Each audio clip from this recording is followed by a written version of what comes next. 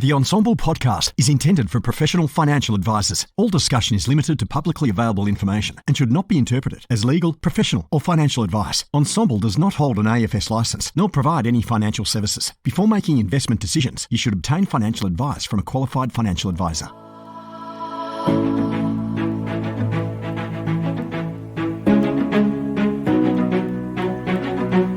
Hey guys, it's Ben Nash here. I'm one of the co-founders at Ensombl and founder of financial advice company Pivot Wealth, which is my business baby I started from scratch a little bit over 7 years ago.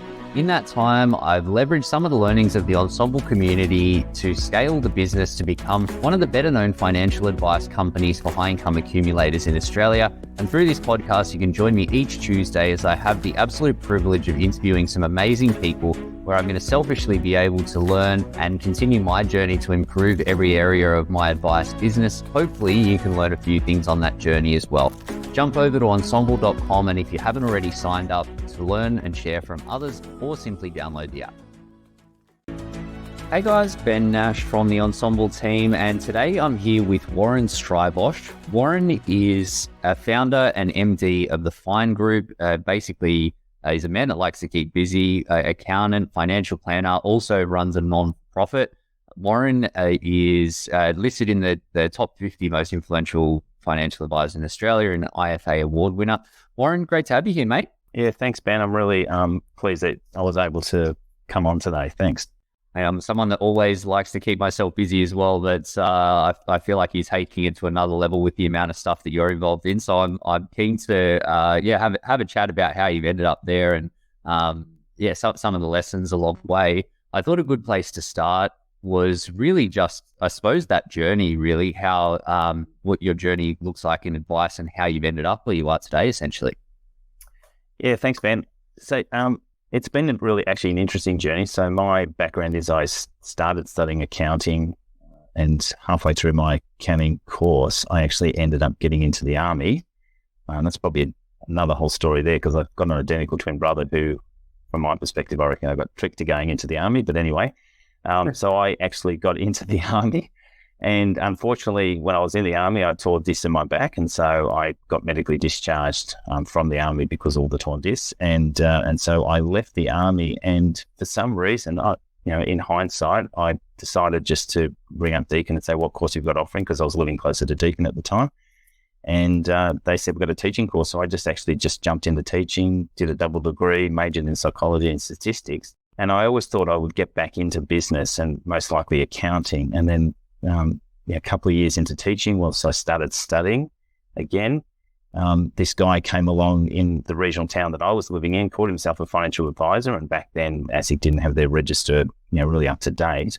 And unfortunately, that guy who knew a lot of people in the community actually took everyone for a ride. And so a lot of people in that community lost their homes, people got divorced, marriages broke down. And people got sick from this whole incident that occurred. And it just made me really realize, because a lot of these people were 10, 15 years older than myself. And thankfully I didn't get involved. I actually found out about it. And so it made me really think about, okay, if I'm ever going to get into business, I really need to make sure that this never ever happens again to any of my clients. And so I kind of did a segue and went into financial planning first. And so became a financial planner. And then eventually finalised or finished my accounting qualifications. And so I've had the benefit of being a financial planner going into accounting, whereas a lot of other accountants try and do financial planning. And so that was my journey into the whole sphere of financial planning and accounting, believe it or not. It's and you've got your fingers in a lot of pies. What does your business look like at the moment, and what sort of people are you working with? Yeah, so obviously I'm the main accountant and financial planner in the business. We've actually got Erin, who joined us last year, as another financial planner. We have overall about 15 staff, and we're about to hire another 2 staff. So, we're hiring another person to help in the accounting side of the business shortly, and we've actually got one of the paraplanners who is going to become a financial planner, so she'll be working in the financial planning business.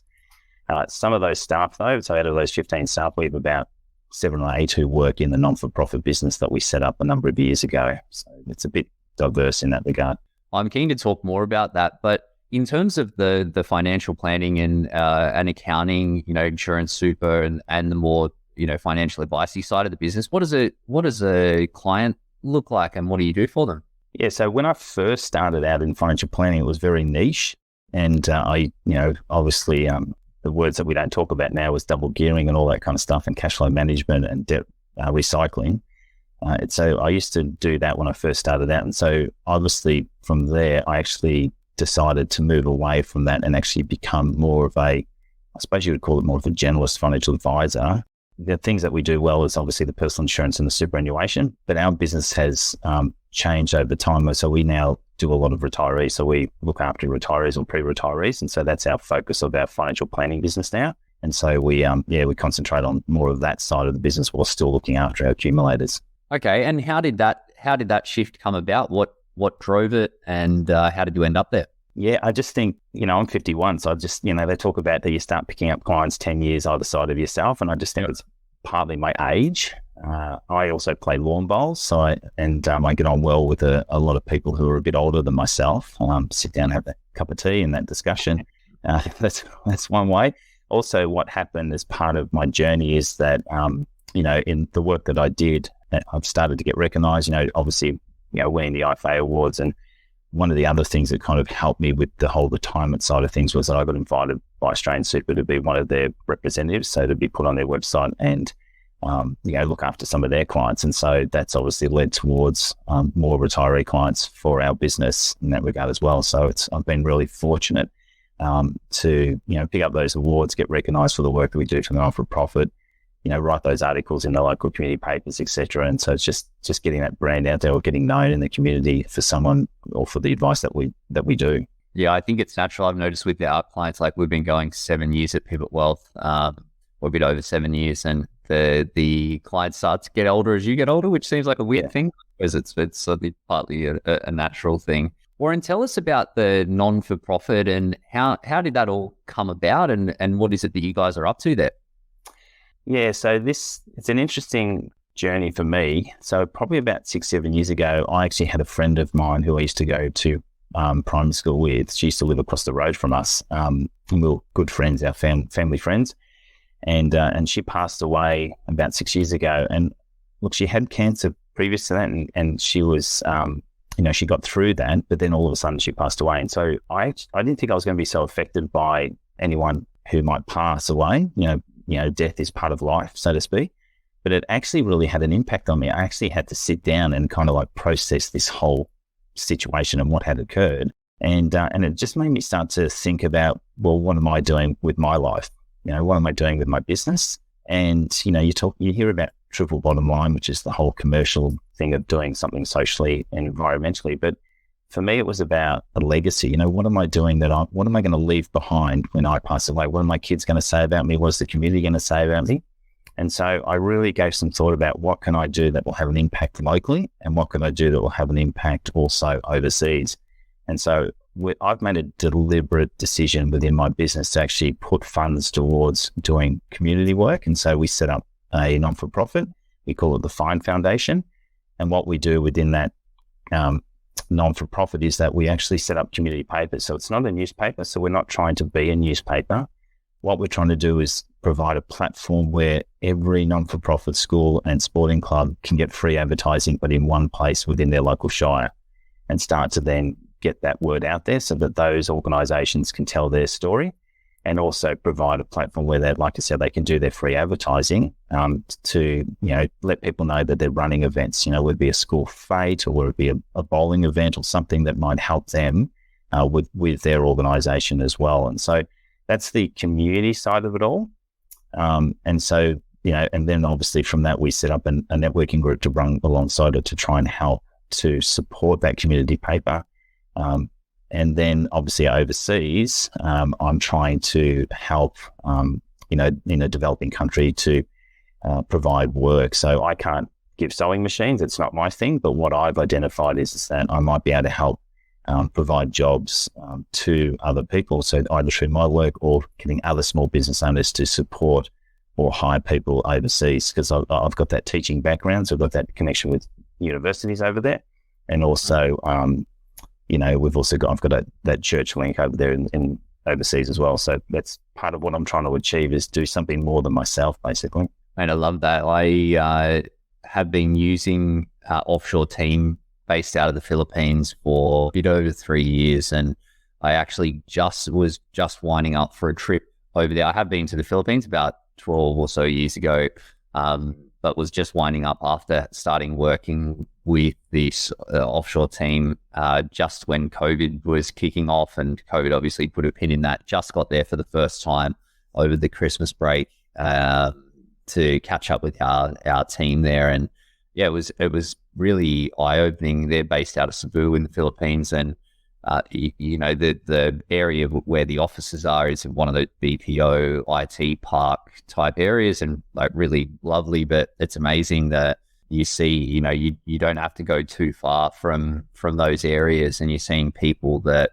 are really poor and struggling. And you see the difference, and even talking to our team, some of the stories that family and that sort of stuff, that you see that it really does make a difference. And looking at the numbers, what people get paid in BPOs versus national average incomes and all those sorts of things, you see that there is a real life-changing impact there. So that's really awesome to see. What are your plans? What are your plans in that space moving forward? Yeah, so obviously our aim is with these community papers till we set up one locally for where I live, which is in Maroondah Shire. Then we got invited to do one in Geelong. And so now obviously there's the vision, because initially it was I was just going to do my local area. And so now there's a potential that we could probably set one up for communities all across Victoria.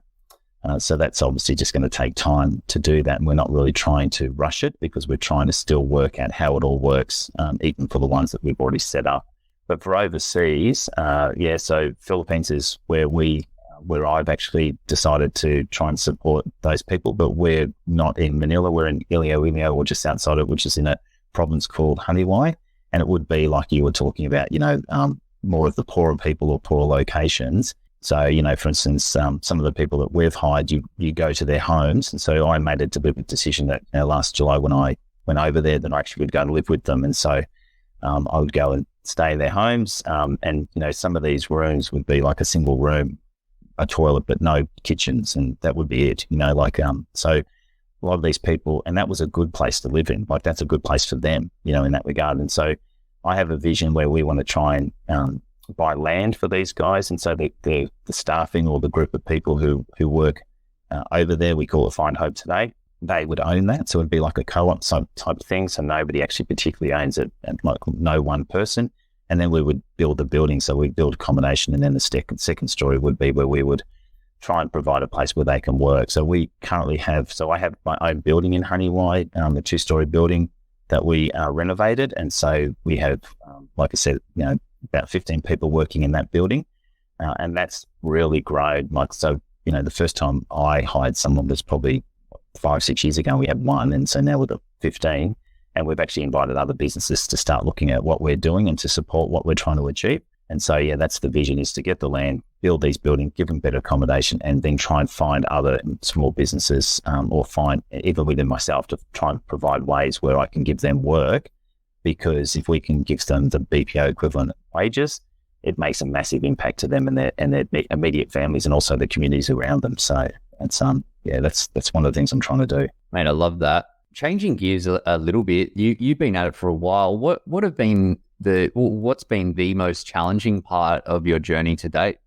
Yeah, I think everybody would say, compliance would be probably one of the biggest challenges. It's ever since I joined financial planning, it's never just been a status quo. There's always been changes. Something is always occurring. Something's always happening from a legislation point of view that might have an impact on our businesses. So that's been quite big. But I think for myself, especially in these last few years, is because the business has been growing, and we've obviously got the accounting, financial planning, and the non-for-profit. There's always something to do. And so there's been a lot of time spent working on the business rather just in the business per se. My challenge is that I've got to do less than 70 hours a week.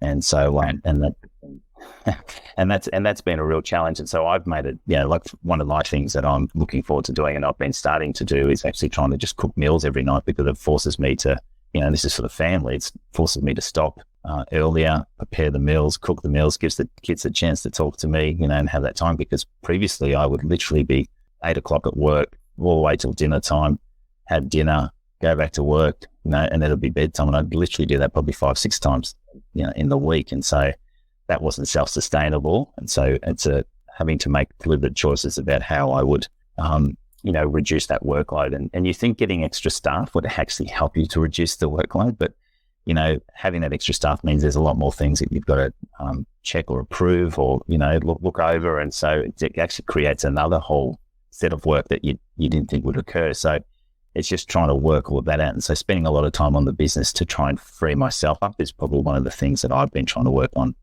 over time. So, yeah. Yeah, I think in any business, there's always more to be done. And you're right that it is that payoff with staff that they're doing more, but then there's more things for you to be across. And I think until you build a team to the point that you can bring in leaders in the team that can then, lead and take over those responsibilities, that you sort of end up with more time before you get the time back. But I know for me personally, I've found that, having to put some barriers in place is really crucial. For me, having kids was a game changer because it forced me to, be there to help wifey out and have that, preserved family time, meal time. Before that, I was really struggling to find those boundaries, but it is obviously important because you do all this work and it's great to have an impact, but you've got to be able to, impact the people around you as much as the people that are your clients and the people that are around them as well. Yeah, 100%. Yeah.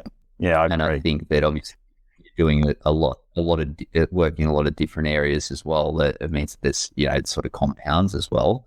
I imagine though that you touched on at the start, bringing another advisor into the business now, promoting an advisor up. That's a really important thing, that at least you then don't have to be the advisor or the only advisor to do those things. How have you gone about tackling that? Because it's something that isn't easy to do and do in a way where you're maintaining the consistency and the things that you want from a business perspective. How did you tackle it at your end, and what have been the learnings on that journey for you? Yeah, so I made a deliberate decision to find another advisor who was probably at a similar space where I was at, and so, I'm big on partnerships. And so I, try to partner with as many people as possible to, find those people who have the same values and work ethic and everything that you might have.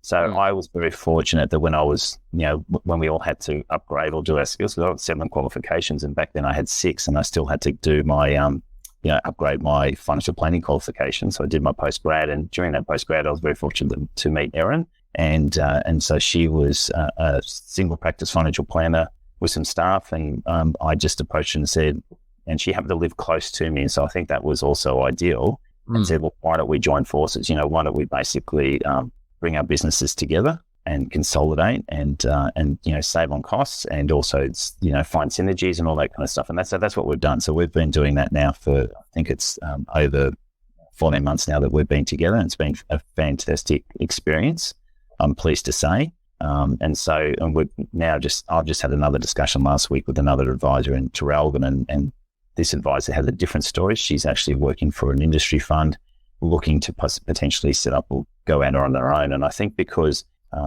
we've really got some really good processes in place and a lot of support from staffing, all that kind of stuff, that we could probably offer that service to an advisor who either wants to set up themselves or who has a small practice. Especially with the community papers, we're able to quickly set that up and give them support and set up a networking group and everything to help them to get the clients as well. And so I feel as though that we're in that space now that we can actually offer that kind of service to others. And so Erin and I are, talking about how, that's something we would like to do, but also we've got an internal paraplanner who is becoming a financial planner. She's going through a professional year this year. And so she'll work for both of us in that regard across both client base. And so, I am actually looking forward to it, because she'll be able to take up or do the work that I was doing from the financial planning side, because I didn't have another financial planner per se looking after my client base. So I'm actually really stoked that, this is going to be the next step. Yeah. I probably won't know what to do with myself, to be honest with you. I'll be handing all the work over to her and going, right, okay, here you go. Thanks very much. So it'll be interesting to see how all that works out. So yeah, I'm quite looking forward to that, and having this other lady, Jodie, who'll help me on the accounting side as well. And so she'll, you talk about leaders, and so it's just bringing those people on board. And I think that's my next step, is having these other people who will be able to do some of the work that I had to kind of check off and do. And it's exciting. Sounds like dinner at the Strybosch house is about to level up from his house. That's great. How have you tackled, because one of the things that I have found challenging in my business is creating consistency of advice, across advisors. Every advisor is an individual, and they have their individual views on stuff. And when we hire advisors, we want to make sure, of course, that they're broadly aligned with the philosophies that we follow. Like, we tend to follow a fairly passive investment approach. And so we want to make sure with any advisor that we bring in that they're aligned with that as well. And we don't want, if we brought in a stock picker advisor that felt that their value was in, finding out performance, and that's going to be completely inconsistent with the client experience. So that's sort of a bit of an easy one, but there's also, there's a layer below that, which is like, how do they tackle certain decision points for clients, creating a level of consistency in the outcome that clients get. What have you done to ensure that occurs through your business in bringing new advisors in? Yeah, well, I'll just even take a step back and talk even about just the staffing. So we're very protective about the staff that we hire, or anyone who works for us at all, because we've got I consider them like a second family. So all my staff are like family. And so we don't see, even though I'm the director or managing director and the boss of the business, I don't look at it that way. We're all on the same level, and we're all supporting each other. We all have KPIs that we're all working towards as individual different departments of each of the different businesses, but also as a total group. But when we do hire, it's like Lindsay Fox said, you can train anybody, but you can't teach them character. And so our first prominent thing, or the thing that we look for, is what are their values?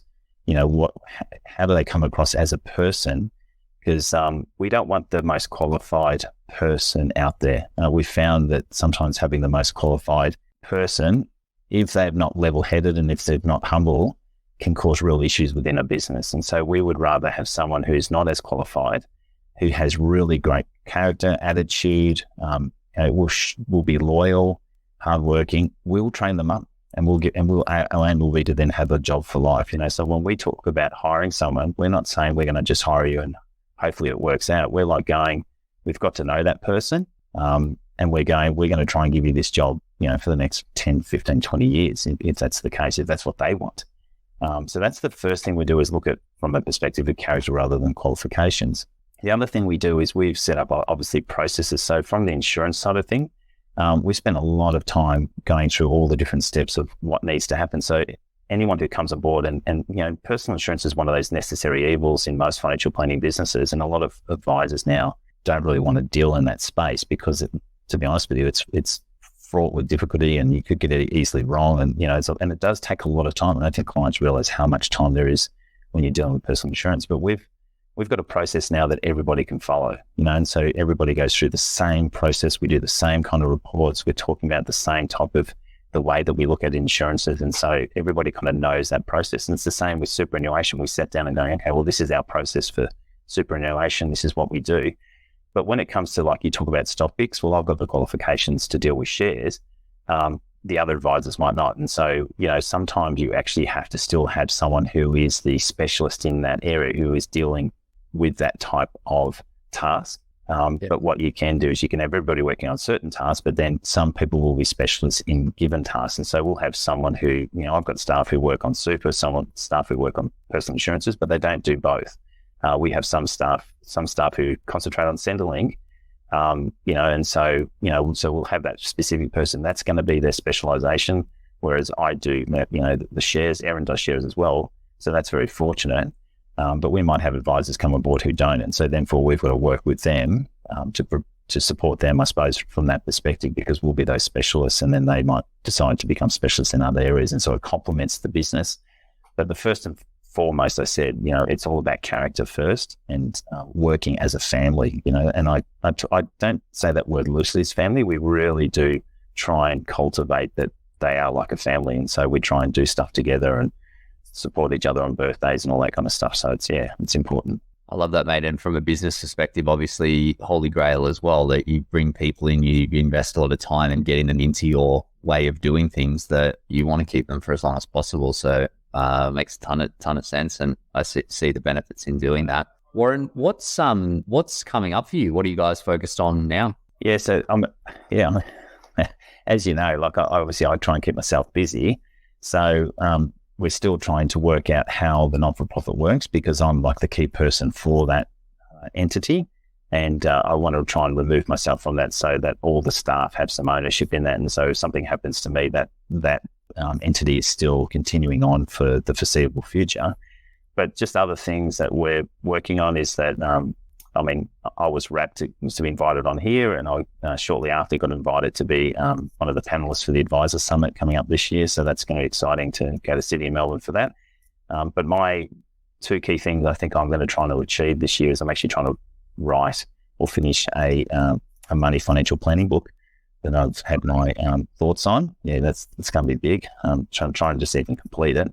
So let's see how that goes. Because I wrote a novel a long time ago for my son, and I said I'd try and do it before he could speak. And then by the age of 10, I'd finished it, and so that didn't happen.